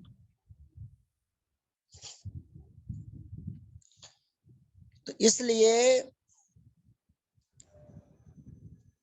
सभी को चाहिए कि विश्व के प्रत्येक भाग के जन नेताओं को मानवता की पापमय स्थिति को पूर्ण रूप से संशोधित करने में अपना समर्थन देना चाहिए। यानी तात्पर्य यह है कि सभी देशों में, कोई भारत में तो चल ही रहा है और भी देशों में चल रहे हैं कहीं कहीं, कि शिक्षा के विकल्प में विद्यालयों में गीता अनिवार्य विषय कर देना चाहिए, गीता का ज्ञान देना चाहिए, ताकि लोग आत्मा के विषय में भी जान सकें और लोग धर्म क्या है, अधर्म क्या है, पाप क्या है, पुण्य क्या है, उसको जान पावे। लेकिन आज का समाज ऐसा हो चुका है कि जो जितनी उच्च शिक्षा में बैठा हुआ, जितना ज्यादा पढ़ा लिखा हुआ है, वो उतना ही पाप कर्म कर रहा है, क्योंकि उसने शिक्षा तो ली है किस चीज की? पैसा कमाने की, लेकिन उसको ये बताया ही नहीं गया है कि पैसा किस तरह कमाना है। लोगों को सुख दे करके, अच्छे कर्म करके या बुरे कर्म करके, उसको तो पैसा चाहिए। वो चाहे पाप कर्म करके मिले, चाहे दूसरों को कष्ट दे करके मिले, चाहे सुख दे के मिले, चाहे दुख दे के मिले। इसीलिए हर जगह संशोधित करने की आवश्यकता है। और यहाँ पर चर्चा यह है, यस्यांके सिर आधा या लोका स्वपित निवृत्ता स्वयं धर्माधर्मं वा नाही वेद यथा पशु। सामान्य लोग ज्ञान में इतने उन्नत नहीं होते कि वे धर्म तथा अधर्म में भेदभाव कर सकें। अबोध अप्रबुद्ध नागरिक उस अज्ञानी पशु की तरह हैं जो अपने स्वामी की गोद में सिर रख करके शांति पूर्वक सोता रहता है और श्रद्धा पूर्वक अपने स्वामी द्वारा अपने संरक्षण पर विश्वास रखता है। यदि नेता वास्तव में दयालु हो तथा जीव की श्रद्धा का भाजन बनने योग्य हो, तो वह किसी मूर्ख व्यक्ति को किसी प्रकार का दंड दे सकता है या जान से मार सकता है जिसने श्रद्धा तथा मैत्री में पूर्णतया आत्मसमर्पण कर दिया। यानी तात्पर्य है कि श्रद्धा या विश्वास को तोड़ने वाले को संस्कृत में विश्वासघात कहा जाता है। यानी जन समूह को सदैव इसलिए सुरक्षित अनुभव करना चाहिए क्योंकि उसे सरकार की सुरक्षा प्राप्त रहती है। अतएव यह कितना खेदजनक है यदि सरकार स्वयं विश्वासघात करे और नागरिकों को राजनीतिक कारणों से कठिनाई में डाल दे, तो उसको छल कपट ही कहा जाएगा। इसीलिए यह कलयुग का लक्षण है। इस युग में पशुओं को ठीक से आश्रय दिया जाता है और उन्हें पूर्ण विश्वास रहता है कि उन्हें स्वामी उनकी रक्षा करेंगे, किंतु दुर्भाग्यवश जो वे तगड़े मोटे हो जाते हैं उन्हें तुरंत वध के लिए पशुवध केंद्र भेज दिया जाता है। देखिए कितनी अच्छी बात यहाँ कही गई है। जिसका पालन कर रहे हैं, जिसका पोषण कर रहे हैं, उसी को बड़ा होने पर उसको मार दिया जा रहा है। ये कहाँ का न्याय है? यही यहाँ पर क्रूरता की निंदा का, यही क्रूर शासन है कि जिन गाय माता को हम छोटे से लेकर के बड़े तक उसका पालन करते हैं, पोषण करते हैं, वो कोई भी जीव हो, गाय माता तो माँ ही है, वो तो संसार की माँ है, देवता भी उनका ही आनंद करते हैं। लेकिन कोई भी जीव प्राणी हो, यदि हम उससे उसका पालन करते हैं तो उसके पालन करने की वजह से हम उसके पिता के समान हुए, और जब हम उसके पिता हैं तो उसको कैसे मार सकते हैं, कैसे उसको काटने के लिए भेज सकते हैं। इसीलिए यहाँ पर कहा गया है कि दुर्भाग्यवश हम जिनका पालन कर रहे हैं, वो चाहे गाय हो चाहे अन्य पशु हो, वो जब बड़ा हो जाता है, मोटा तगड़ा हो जाता है, तो उसे पशुवध केंद्र भेज दिया जाता है, जहां पर उनका वध किया जाता है। ऐसी क्रूरता और जिन नारकी दशाओं का पूर्ण वर्णन हो चुका है, वे ऐसी यातना देने वाले पापी मनुष्य की प्रतीक्षा करती रहती है। जो मनुष्य किसी जीव के साथ, चाहे वह जीव मनुष्य हो या पशु हो, उसके साथ जो विश्वासघात करते हैं, जिसने अच्छे भाव से उनकी शरण ले रखी है, तो वह अति पापी है। चूंकि अब ऐसे विश्वासघात सरकार द्वारा अदंडित रहते हैं, इसलिए पूरा मानव समाज बुरी तरह से दूषित है। इसलिए इस युग के लोगों को मंदा सुमंदमतियो मंद भाग्य उपद्रुता कहा गया है, यानी ऐसी पापमयता के फलरूप लोग निंदित हैं। मंदाह, उनकी बुद्धि विमल नहीं रहती। सुमंदमते, वे अभागे होते हैं। मंदभाग्या, अति वे अनेक समस्याओं द्वारा सदैव उद्विग्न रहते हैं। उपद्रुता, यह तो इस जीवन में उनकी स्थिति है, और मृत्यु के बाद उन्हें नरकी दंड दिया जाएगा, दिया जाता ही है। क्यों? क्योंकि वो जिसका पालन कर रहे हैं उसी का वध कर दे रहे हैं। इसीलिए अयम ही कृत निर्वेशो जन्म कोट्यहासामपि यद व्याजहार विशो नाम स्वस्तैनम हरे। अजामिल पूर्व में ही अपने समस्त पापों के लिए प्रायश्चित कर चुका है, ऐसा भगवान के दूत कह रहे हैं। भगवान के दूत कह रहे हैं, हे यमराज के दूतों, वास्तव में उसने न केवल एक जीवन में किए गए पापों का प्रायश्चित किया है, अपितु करोड़ों जीवनों में किए गए पापों के लिए भी उसने प्रायश्चित कर लिया है। क्योंकि उसने असहाय अवस्था में श्रीमन नारायण के नाम का उच्चारण किया है। यद्यप उसने शुद्ध रीति से उच्चारण नहीं किया, किंतु उसने अपराध रहित उच्चारण किया है, इसलिए अब वह पवित्र हो चुका है और वह मोक्ष का पात्र है। देखिए यहाँ पर ऐसा क्यों कहे भगवान के दूतों ने, बहुत ध्यान से समझेंगे तभी इस बात को समझ पाएंगे। भगवान के दूतों ने इसलिए कहा कि वो अपराध रहित है, क्योंकि यमदूतों ने अजामिल की केवल बाह्य स्थिति पर विचार किया है, केवल बाहर से देखा है। चूंकि वह आजीवन अत्यधिक पापी था, अतः उन्होंने सोचा कि उसे यमराज के पास ले जाना चाहिए। वे यह नहीं जानते थे कि वह अपने समस्त पापों के फलों से मुक्त हो चुका था। इसलिए विष्णु दूतों ने आदेश दिया कि चूंकि उसने मृत्यु के समय श्रीमन नारायण नाम के 4 अक्षरों का नाम उच्चारण किया था, अतः वह सारे पाप फलों से मुक्त कर दिया गया था। इस संबंध में श्री विश्वनाथ चक्रवर्ती ठाकुर ने स्मृति शास्त्र में निम्नलिखित श्लोक उद्धृत किए हैं। स्मृति में कहा गया है कि नामनो ही आवती शक्ति पाप निर्हरणे हरे, तावत कर तुम न सकनोती पातकम पातकी न रहा। यानी हरि का एक पवित्र नाम लेने मात्र से पापी मनुष्य जितने पाप कर सकता है, उससे अधिक पापों के फलों का निराकरण कर सकता है, यानी उतने पाप नष्ट हो जाते हैं। यह बृहद विष्णु पुराण में लिखा हुआ है।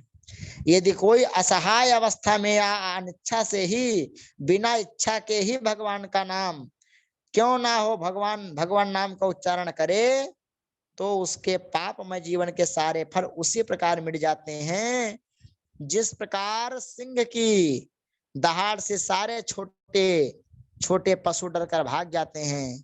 ऐसा गरुड़ पुराण में लिखा है, साकृदुच्चरतम येना हरितच्छरद्वयम बद्ध परिकरस्ते नामोच्छाय गमनम प्रति। ऐसा गरुड़ पुराण में लिखा था। और ये जो श्लोक अभी हम पढ़े, यह स्कंद पुराण में है कि हरि के 2 अक्षरों तथा हरि के एक बार उच्चारण करने से मनुष्य का मोक्ष का मार्ग सुनिश्चित हो जाता है। ये कुछ कारण है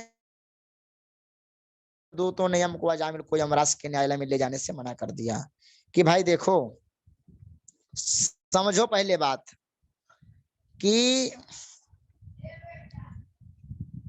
पूर्व में जब अजामिल अपने परिवार के पालन हेतु पाप कर्मों में लगा रहता था, तो वह नारायण का नाम निरपराध होकर लेता था। केवल अपने पाप कर्मों के निवारणार्थ श्री भगवान के पवित्र नाम का कीर्तन करना या पवित्र नाम के कीर्तन के बल पर पाप करना अपराध है। नामनो बलाद यस्या ही पाप बुद्धि। देखिए, बहुत समझने की बात यह है कि हम कितने भी पुण्यात्मा हो, थोड़ा बहुत तो पाप बनता है जीवन में, लेकिन जब हम उस पाप को दूर करने के लिए भगवान का भजन करते हैं तो उसका उतना पुण्य हमको नहीं मिलता जितना पुण्य बिना किसी इच्छा के भगवान का नाम लेने से प्राप्त होता है। अजामिल वस्तुतः पापी था, किंतु वो जब भगवान का स्मरण करता था अपने बेटे के रूप में, तो वो भगवान से कुछ चाहता नहीं था कि मैं आपका नाम जप रहा हूं तो मुझे कुछ चाहिए। वो निस्वार्थ भाव से भगवान का नाम को उच्चारण करता था। इसलिए भगवान के दूतों ने कहा कि एक सामान्य मनुष्य तो फल की इच्छा से भगवान का नाम लेता है कि मेरे पाप दूर हो जाएंगे, सुख संपत्ति घर आवे, कष्ट मिटे तन का। लेकिन जो अजामिल था वो भले ही अपने बेटे का ही नाम का उच्चारण करता था, लेकिन निष्काम भाव से करता था, उसको कुछ चाहिए नहीं होता था। इसलिए विष्णु दूतों ने आगे कहा है, यहां तक कहा है कि पूर्व में भी अजामिल खाते समय तथा अन्य अवसरों पर यह अजामिल अपने पुत्र को यह कहकर पुकारा करता, प्रिय नारायण यहाँ तो आओ, प्रिय नारायण तुम कहाँ हो। यद्यपि वह अपने पुत्र का नाम पुकारता था, फिर भी वह नारायण तथा इन 4 अक्षरों का नाम उच्चारण करता था। इस प्रकार केवल नारायण नाम का उच्चारण करने से उसने लाखों जन्म के पापमय फलों के लिए पर्याप्त प्रायश्चित कर चुका था।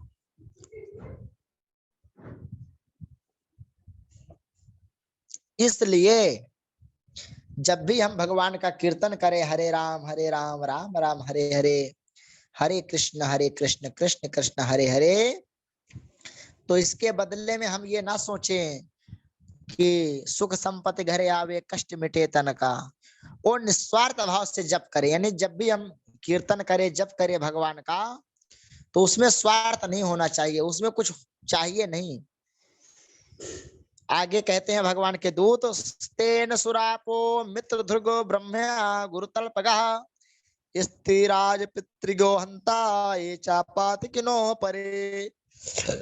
श्री भगवान विष्णु के पवित्र नाम का कीर्तन करने से सोना या अन्य मूल्यवान वस्तुओं के चोर, शराबी, मित्र या संबंधी के साथ विश्वासघात करने वाले ब्राह्मण के हत्यारे अथवा अपने गुरु तथा अन्य श्रेष्ठ जनों की पत्नी के साथ संभोग करने वाले के लिए प्रायश्चित की सर्वोत्तम विधि है। यानी ऐसे पाप जिससे हो जाए भूल करके, जो अभी हमने कहा, अगर इतने पाप करके भी वो यदि निष्काम भाव से भगवान का स्मरण कर ले कि प्रभु मुझसे पाप तो हो गया, लेकिन अब मैं जीवन में कभी ये पाप नहीं करूंगा, तो भगवान उसके सभी पापों को क्षमा कर देते हैं। और गीता में लिखा भी है कि मोक्षयिष्यामि मा शुचः, मेरे शरण ग्रहण करो, मैं तुम्हें सही पापों से मुक्त कर दूंगा। राज या अपने पिता के हत्यारे हों, गांवों का वध करने वाला तथा अन्य सारे पापी लोगों के लिए भी प्रायश्चित की यह सर्वोत्तम विधि है। यदि किसी से ऐसा पाप हो गया हो, वो भगवान के नाम का उच्चारण करे, कीर्तन करे, तो भगवान उसके सभी पापों को क्षमा कर देते हैं। इसलिए विचार करते हैं कि इस व्यक्ति ने मेरे नाम को उच्चारण किया है, इसलिए मेरा कर्तव्य है कि उसे सुरक्षा प्रदान करूं। और वैदिक कर्मकांडों का पालन करने अथवा प्रायश्चित करने से भी लोग शुद्ध हो जाते हैं। जैसे यदि हमसे कोई पाप बन गया हो जीवन में, उसकी मुक्ति के लिए प्रायः लोग देखा जाता है समाज में कि लोग विष्णु सहस्त्र नाम का पाठ करते हैं, गीता का पाठ करते हैं, और महामृत्युंजय मंत्र, गायत्री मंत्र आदि का जो उसके योग्य हैं उसका जप करते हैं। और नवरात्रि में माँ की पूजा करते हैं, गणेश चतुर्थी मनाते हैं, यानी अन्य जो देवी देवता हमारे सनातन धर्म में वैदिक कर्मकांडों से करने पर भी वे उस प्रायश्चित को काट सकते हैं। जो धर्म शास्त्र कहलाते हैं या मनु संहिता, पराशर संहिता इत्यादि, किंतु यहाँ पर इस पर बल दिया गया है कि यद्यपि मनुष्य इन शास्त्रों के धार्मिक सिद्धांतों का पालन करने से सर्वाधिक पाप कर्मों के फलों से मुक्त हो सकता है। धार्मिक शास्त्रों में संस्तुत किए गए प्रायश्चित के कर्मकांड हृदय को पूर्ण रूप से स्वच्छ बनाने में समर्थ हैं, लेकिन जो भगवान नाम का कीर्तन है, जितना सरल और सहज वो है, उतना सरल ये नहीं है, क्योंकि प्रायश्चित के उपरांत मनुष्य का मन पुनः भौतिक कर्मों की ओर दौड़ता है। फलस्वरूप जो व्यक्ति भौतिक कार्यों के सकाम फलों से मुक्ति चाहता है, उसके लिए हरे कृष्ण हरे राम का कीर्तन या श्री भगवान के नाम यश तथा लीलाओं की महिमा का गायन प्रायश्चित की सबसे पूर्ण विधि के रूप में संस्तुत किया जाता है, सबसे अच्छी विधि मानी जाती है, क्योंकि ऐसे कीर्तन करने से मनुष्य के हृदय में संचित धूल स्वच्छ हो जाती है। श्रीमद् भागवतम में पूर्व कहा गया है कि श्रृण्वताम स्वकथा कृष्ण पुंडा श्रवण कीर्तिनः हृदयंतस्तो भद्राणी विधनोति सुहृत सताम। भागवत के प्रथम स्कंद के दूसरे अध्याय के 17वां श्लोक में कहा गया है, भगवान श्री कृष्ण जो कि प्रत्येक हृदय में परमात्मा के रूप में विराजमान हैं और सच्चे भक्ति के उपकारी हैं, वे उस भक्त के हृदय से भौतिक भोग की इच्छा को धो डालते हैं, जो उनके संदेशों का आस्वादन करता है, जो ठीक से सुने जाने तथा कीर्तन किए जाने पर स्वयं में शुभ गुणों से अलंकृत पवित्र हैं। तो इस प्रकार से पुंड श्रवण कीर्तनम भक्ति का द्योतक है। यदि कोई श्री भगवान के नाम लीला या गुणों को भी न समझता हो, तो वो भी मात्र उनके श्रवण या कीर्तन से शुद्ध हो जाता है। ऐसी शुद्धि सत्य भावना कहलाती है।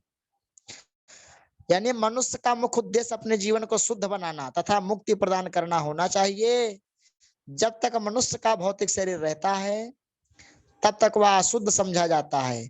ऐसी अशुद्धि भौतिक दशा में मनुष्य वास्तविक आनंदमय जीवन का भोग नहीं कर सकता, यद्यपि हर कोई उसकी खोज में है। इसलिए श्रीमद् भागवतम में कहा गया है, तपो दिव्यम पुत्र का एन सत्यम शुद्ध है। मनुष्य को अपने जीवन को शुद्ध करने हेतु तपस्या करनी चाहिए, ताकि वह आध्यात्मिक पद तक आ सके। श्री भगवान के नाम यश तथा गुणों के कीर्तन तथा गुणानुवाद की तपस्या अत्यंत सरल शुद्धकारी विधि है, जिससे हर व्यक्ति सुखी बन सकता है। अतः हर व्यक्ति को जो अपने हृदय को स्वच्छ निर्मल बनाना चाहता है, यह विधि ग्रहण करना चाहिए। अन्य विधियां यथा कर्म ज्ञान तथा योग हृदय को पूर्ण रूप से स्वच्छ बनाएंगी, लेकिन समय लगेगा और कठिन भी है। और जब हमारा हृदय कोमल हो जाएगा, शुद्ध हो जाएगा, तो श्री रामचरितमानस में गोस्वामी तुलसीदास जी ने कहा है कि भगवान की प्रतिज्ञा है कि निर्मल मन जन सो मोहि पावा, मोहि कपट छल छिद्र न भावा। जब हमारा मन शुद्ध हो जाएगा, हमारा हृदय निर्मल हो जाएगा, तो स्वयं भगवान हमारे हृदय में प्रकाश के रूप में प्रकाश। भगवान की जय। इस अजामिल ने मृत्यु के समय असमय होकर तथा अत्यंत जोर जोर से भगवान श्री नारायण के पवित्र नाम को चरण किया। भगवान के दूत कहते हैं कि एकमात्र उसी उच्चारण ने पूरे पाप में जीवन के फलों से उसे पूर्व में ही मुक्त कर दिया। इसलिए हे यमराज के दूतों, हे यमराज के सेवकों, तुम उसे नारकी दशाओं में दंड देने हेतु तो अपने स्वामी के पास ले जाने का प्रयास मत करो। क्यों?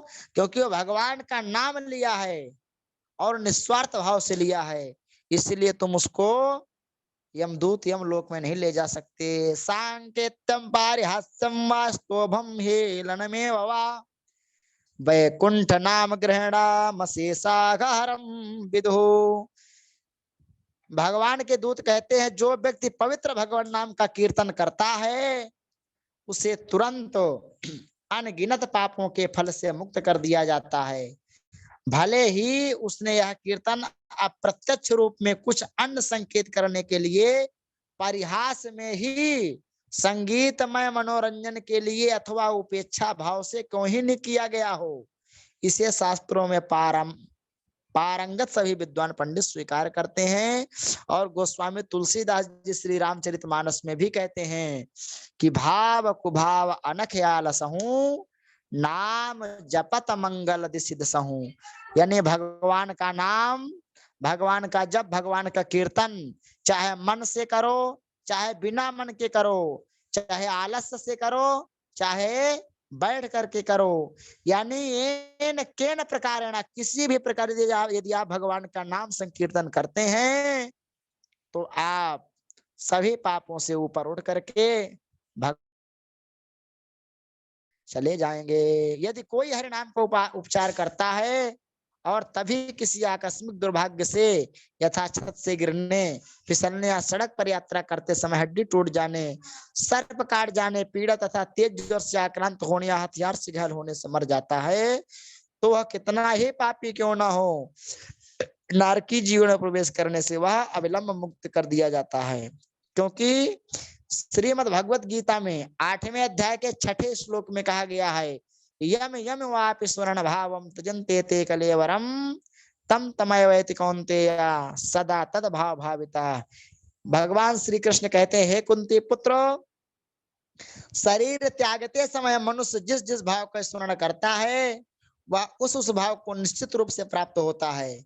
यदि कोई भगवान श्री कृष्ण मंत्र के कीर्तन का अभ्यास करता है तो वह जब वह किसी भी दुर्घटना से ग्रस्त हो तो वह स्वाभाविक आशा की जाती है कि वह हरे कृष्ण हरे राम का जो कीर्तन करेगा, या जो ही भगवान नाम संकीर्तन करते हुए प्राण को, यानी मृत्यु को प्राण को त्यागता है, तो उसे मृत्यु के उपरांत नरकी जीवन से बचा लिया जाता है, यानी वह भगवान के धाम को चला जाता है। प्राधिकृत विज्ञ पंडितों द्वारा तथा महर्षियों ने बड़ी ही सावधानी के साथ यह पता लगाया कि मनुष्य को भारी से भारी पापों का प्रायश्चित करने हेतु प्रायश्चित की भारी विधि का तथा हल्के पापों से प्रायश्चित हेतु हल्की विधि का प्रयोग करना चाहिए। किंतु हरे राम राम राम हरे हरे, हरे कृष्ण हरे कृष्ण कृष्ण कृष्ण हरे हरे सारे पाप कर्मों के प्रभाव को नष्ट कर देता है, चाहे वे भारी हो यानी भगवान के कोई भी नाम हो। और श्रीमद् भागवत महापुराण के अंतिम 12 स्कंद के अंतिम अध्याय में अंतिम श्लोक में कहा गया है, नाम संकीर्तनम यस्या सर्व पाप प्रणाशनम, यानी सभी पापों को भगवान का जो नाम संकीर्तन है, वो चाहे सीताराम हो, चाहे राधे श्याम हो, चाहे हरे राम हो, चाहे हरे कृष्ण हो, यद्यपि तपस्या दान व्रत तथा अन्य ऐसी विधियों से पाप में जीवन के फलों का निस्सरण किया जा सकता है। अब ये नहीं कि पूजा पाठ छोड़ दें, मूर्ति पूजा ही छोड़ दें। देखिए भागवत के 6ठे स्कंद के जो चल रहा है, दूसरे अध्याय के 17वें श्लोक में कहा गया है, ना धर्मजम तद्धृतम तदपि सांघ्र सेवया, यानी यद्यपि दान व्रत तथा अन्य ऐसी विधियों से पाप में जीवन के फलों का निरसन किया जा सकता है, किंतु ये पुण्य कर्म किसी के हृदय की भौतिक इच्छाओं को उन्मूलन नहीं कर पाते।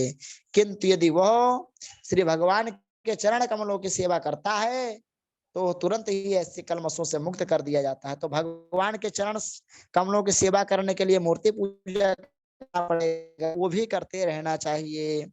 अज्ञानाथवा ज्ञानादुत्तम श्लोक नाम यद संकीर्तित मघम पुंसो दहे दे धो यथा नलः। जिस प्रकार अग्नि सूखी घास को जलाकर राख कर देती है, उसी प्रकार भगवान नाम चाहे वह जाने में उच्चारण किया जाए चाहे अनजाने में उच्चारण किया जाए, यानी चाहे आप मन से करें, चाहे बेमन करें, चाहे आलस्य से करें, चाहे प्रसन्नता से करें, मनुष्य के पाप कर्मों के सभी फलों को निश्चित रूप से जलाकर राख कर देता है। जैसे आग जल रही हो और आप हाथ डाल दें तो भी जलेंगे, और यदि धोखे से लग जाए तो भी जलेंगे। चाहे कोई बालक जिसको ज्ञान ही ना हो अग्नि क्या होती वो डालेगा तो भी जल जाएगा, और चाहे जानकार मनुष्य हो यदि वो हाथ डालेगा तो भी जल जाएगा। उसी प्रकार भगवान नाम संकीर्तन है। आप चाहे जानबूझकर लो, चाहे आलस्य से लो, चाहे मजबूरी में लो, किसी भी प्रकार लोगे तो आप अपने सभी समस्त पाप फलों से मुक्त हो जाएंगे। यथागतम वीर्यत मम पुत्तम यदच्छया अजानतोप्यात्म गुणम कुर्वाण मंत्रोप्युदारता। भगवान के दूत कहते हैं यदि किसी दवा की प्रभावकारी शक्ति से अनभिज्ञ व्यक्ति उस दवा को ग्रहण करता है या उसे या बलपूर्वक खिलाई जाती है तो वह दवा उस व्यक्ति के जाने बिना ही अपना कार्य करेगी। जैसे छोटे बच्चे होते हैं और वो दवा नहीं पीते हैं क्योंकि उनको पता होता है दवा कड़वी है, तो माताएं कहेंगे लो ये मीठी दवा है और मीठी दवा के नाम से उसको सिरप पिला देती हैं। हालांकि वो बच्चा नहीं जानता कि इसको पीने से क्या होगा, लेकिन फिर भी उसका जो वो रोग रहता है वो ठीक हो जाता है। वो जबरदस्ती पिलाई जाती है तब भी ठीक हो जाता है। उसी प्रकार भगवान नाम संकीर्तन भी है, वो चाहे बलपूर्वक पिलाई जाए चाहे स्वयं इच्छा से पिलाई जाए, उसको भगवान नाम का रस पीते ही सभी पापों से मनुष्य मुक्त हो जाता है, क्योंकि उसकी शक्ति रोगी की जानकारी पर निर्भर नहीं करती। इसी प्रकार भगवान नाम के कीर्तन के महत्व को न जानते हुए भी यदि कोई व्यक्ति जाने अनजाने में उनका कीर्तन करता है तो वह भी कीर्तन अत्यंत प्रभावकारी होता है। इसीलिए प्रयास करें कि जितने भी लोग श्रीमद् भागवतम ग्रुप में जुड़े हुए हैं या जो गीता की क्लासें चल रही हैं ऑनलाइन आपके माध्यम से,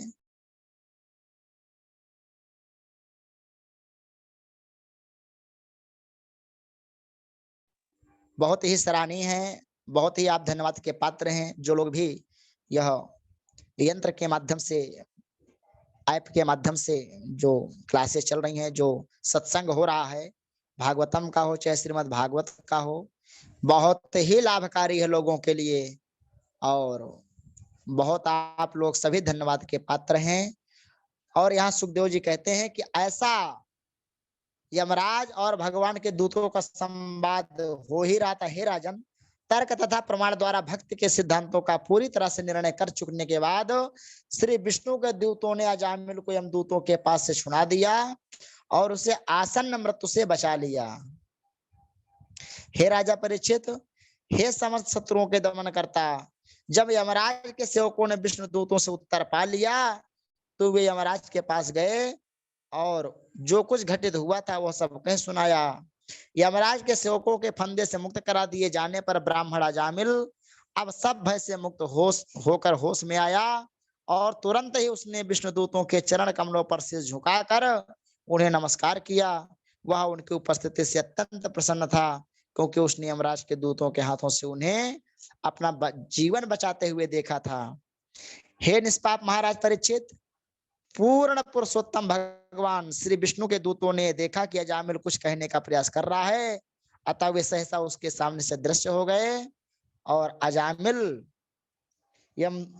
अजामिलोप्यथाकरणम दूतानां यम कृष्णयो धर्मं भागवतम शुद्धम त्रैवेद्यम च गुणाश्रयम भक्तिमान भगवत्यासु महात्म श्रवणाधरे अनुतापो महानासीत स्मरतो शुभभामात्मना। यमदूतों तथा विष्णुदूतों के बीच हुए वार्तालापों को सुनकर अजामिल उन धार्मिक सिद्धांतों को समझ सका जो भौतिक प्रकृति के 3 गुणों के अधीन कार्य करते हैं। ये सिद्धांत 3 वेदों में लिखित हैं। वह उन दिव्य धार्मिक सिद्धांतों को भी समझ सका जो भौतिक प्रकृति के गुणों से ऊपर हैं और जो जीव तथा पूर्ण पुरुषोत्तम भगवान के बीच के संबंध से संबंधित हैं। इतना ही नहीं, अजामिल ने पूर्ण पुरुषोत्तम भगवान के नाम, यश, गुणों तथा लीलाओं को गुणगान को सुना। इस प्रकार वह पूर्ण रूप से शुद्ध भक्त बन गया। तब उसे अपने विगत कर्मों का स्मरण हुआ और उसे अत्यधिक पछतावा हुआ कि उसने सारे पाप क्यों किए। इस प्रकार से अजामिल ने कहा, हाय अहो में परमम कष्टम अभूत विजितात्मनः एन विप्लावितम ब्रह्म वृत्याम जायतात्मना। अजामिल ने कहा, हाय अपने इंद्रियों का दास बनकर मैं कितना अधम बन गया। प्रायश्चित कर रहा है कि मैं अपने सुयोग ब्राह्मण पद से नीचे गिर गया और मैंने एक वैश्या के गर्भ से बच्चे उत्पन्न किए। धिंगमाम विगर्भितम सद्भिर दुष्कृतम कुलकज्जलम हित्वा बालाम सतीयो एवं सुरापीम सती गमाम। यह उसकी मन, हाय मुझे धिक्कार है, मैंने इतना पाप कार्य किया है कि अपने कुल परंपरा को लज्जित किया। मैंने शराब पीने वाले पतित वेश्या के साथ जीवन बिताया, अपनी सती तथा सुंदर युवा पत्नी को त्याग दिया। धिक्कार है मुझे। ऐसा प्रायश्चित करने लगा और क्या कह रहा है कि मेरे माता पिता वृद्ध थे और उनकी देख रेख करने वाला कोई नहीं, अन्य पुत्र या मित्र ना था, चूंकि मैंने उनकी देखभाल नहीं की, अतः उन्हें बहुत ही कष्ट में रहना पड़ा। हाय एक निंदनीय निम्न जाति के पुरुष की तरह मैंने उस स्थिति में अकृतज्ञता पूर्वक उन्हें छोड़ दिया। मुझसे पापी कौन होगा। इस प्रकार से प्रायश्चित करता हुआ वो भगवान नाम संकीर्तन के लिए चल पड़ा। अजामिल कहता रहा कि मैं ऐसा निर्लज्ज हूँ, ठग हूँ, जिसने अपनी ब्राह्मण संस्कृति की हत्या कर दी थी। निसंदेह मैं साक्षात पाप हूँ। भला मैं भगवान श्री नारायण के पवित्र नाम के सर्व मंगलकारी कीर्तन की बराबरी में कहाँ ठहर सकता हूँ। मैं पापी व्यक्ति हूँ, किंतु अब मुझे यह अवसर प्राप्त हुआ है, अतः मैं अपने मन, जीवन, प्राण तथा इंद्रियों को पूर्ण रूप से वश में करके भक्ति में अपने आप को लगाऊंगा, जिससे मैं पुनः गहन अंधकार तथा भौतिक जीवन में अज्ञान में ना गिरूं।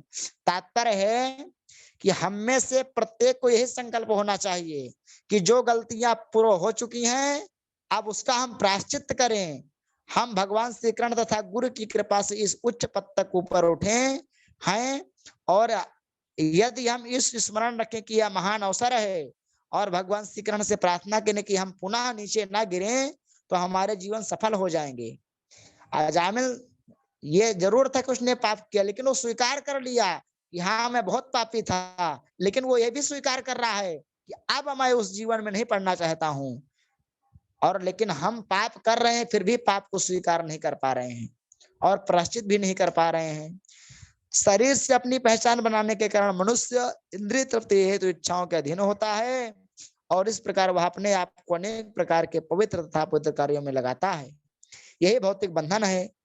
अब मैं अपने आप को उस भौतिक बंधन से छुड़ाऊंगा जो स्त्री के रूप में पूर्ण पुरुषोत्तम भगवान की मोहिनी शक्ति द्वारा उत्पन्न किया गया है।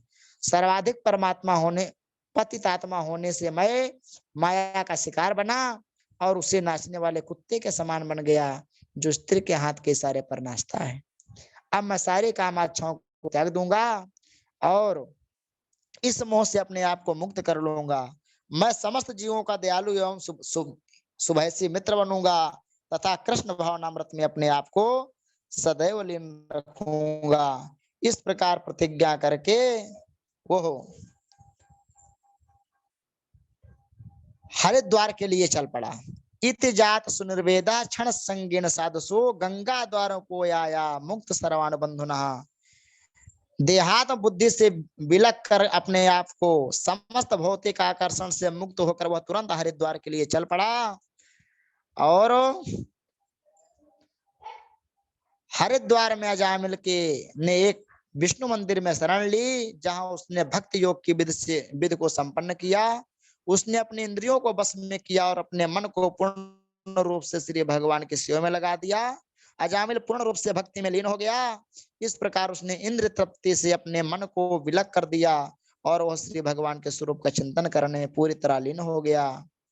जब ब्राह्मण अजामिल की बुद्धि तथा मन श्री भगवान के स्वरूप पर स्थिर हो गए, तो उसने पुनः उन 4 दिव्य पुरुषों को अपने समक्ष आते देख वह उनको प्रणाम किया और समझ गया कि ये वही हैं जिन्होंने पूर्व में मैं देख चुका हूँ। अतः उनके समक्ष उनसे नतमस्तक होकर नमस्कार किया। भगवान विष्णु को दूतों को नमस्कार किया। विष्णु दूतों का दर्शन करने के बाद अजामिल ने गंगा नदी के तट पर हरिद्वार में अपना भौतिक शरीर त्याग दिया। जैसे लोग पुराने कपड़े को छोड़कर नए वस्त्र धारण करके प्रसन्न हो जाते हैं, वैसे अजामिल को मरते समय दुख नहीं हुआ। उसको लग रहा था कि जैसे लोग पुराने वस्त्र को त्याग करके नया वस्त्र धारण करते हैं, उसी प्रकार मैं भी। और उसने अपने भौतिक शरीर को त्याग दिया। उसे अपना मूल आध्यात्मिक शरीर पुनः मिल गया, जो श्री भगवान के पार्षद के लिए उपयुक्त था। और भगवान श्री विष्णु के दूतों के साथ जामिल सोने के बने हुए विमान पर सवार हुआ। वह आकाश मार्ग से जाते हुए सीधे लक्ष्मीपति भगवान श्री विष्णु के धाम में गया। बोले लक्ष्मी नारायण भगवान की जय। इस प्रकार से नातः परम कर्म निबंध कीर्तनम मुमुक्षताम तीर्थ पदानुकीर्तनात् नायत पुनः कर्म सज्जते मनो रजस्तमोभ्याम कलितम तदन्यथा। अतः जो व्यक्ति भौतिक बंधन से मुक्त होना चाहता है, उसे चाहिए कि वह उन पूर्ण पुरुषोत्तम भगवान के नाम, यश, रूप, लीलाओं के कीर्तन तथा गुणगान करने की विधि को अपनाए। देखिए यहाँ पर एक चीज हर लगभग कई श्लोकों में आया है, लीलाओं यानी भगवान की लीलाओं को देखना चाहिए। जैसे रामलीला, कृष्ण लीला आदि सीरियल जरूर देखना चाहिए। इससे क्या होता है, भगवान के प्रति श्रद्धा उत्पन्न होती है और भगवान के स्वरूप का चिंतन करना चाहिए कि भगवान कैसे हैं। सशंख चक्रम सकरेट कुंडलम सपीत वस्त्रम सरसीरुक्षणम। भगवान शंख चक्र गदा धारण किए हुए हैं, उनके हाथ में क्रमशः हैं, पीले वस्त्र पहने हुए हैं भगवान। उनके नाभि कमल अति गंभीर है, उनके नेत्र कमल के समान हैं। इस प्रकार के भगवान के शरीर रूप का चिंतन करना चाहिए और भगवान के लीलाओं को देखना चाहिए। रामलीला, कृष्ण लीला जरूर देखना चाहिए कहीं पर भी हो, और कीर्तन करना चाहिए, उनका गुणगान करना चाहिए। इन सब विधि को अपनाएं।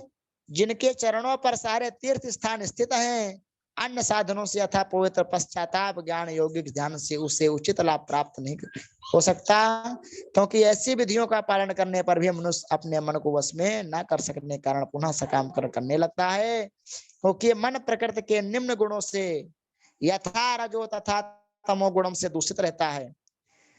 इस प्रकार से भगवान के नाम संकीर्तन को करते हुए, चूंकि इस अति गोपनीय ऐतिहासिक कथा में सारे पाप फलों को नष्ट करने की शक्ति है, अतः जो भी इसे श्रद्धा तथा भक्ति पूर्वक सुनता, देखिए इस अजामिलोपाख्यान को जो सुनता है और जो सुनाता है वह नरक का भागी नहीं होता है, चाहे उसे भौतिक शरीर मिला हो और चाहे वह कितना ही पापी क्यों ना हो रहा हो। वास्तव में यमराज के आदेशों का पालन करने वाले यमदूत उसे आंख उठाकर देखने के लिए भी समर्थ नहीं होते हैं। अपना शरीर त्यागने के बाद वह भगवत धाम लौट जाता है, जहां उसका सादर स्वागत किया जाता है और पूजा की जाती है। और अंतिम में कहते हैं, म्रियमाणो हरे नामा गृणन पुत्रोपचारितम अजामिलोप्यदग्गाधाम किमुत श्रद्धा गृणन। अजामिल ने मृत्यु के समय कष्ट भोगते हुए श्री भगवान के पवित्र नाम को उच्चारण किया, और यद्यपि उसका यह उच्चारण उसके पुत्र की ओर लक्षित था, फिर भी दयालु कृपालु भगवान श्री नारायण ने अपने भगवत धाम में उसे ले लिए। इसलिए यदि कोई श्रद्धा पूर्वक तथा निरपराध भाव से भगवान नाम को उच्चारण करता है तो वह श्री भगवान के पास लौट जाएगा, इसमें संदेह नहीं है। कहाँ जाएगा? यद गत्वा न निवर्तते तद्धाम परमम मम, जहां जाने के बाद वह दोबारा वापस नहीं आता है, ऐसे भगवान नारायण के वैकुंठ लोक को चला जाएगा। बोलिए भगवान, बोलिए श्री वृंदावन बिहारी लाल की जय, लक्ष्मीपति भगवान की जय। आज भगवान नाम के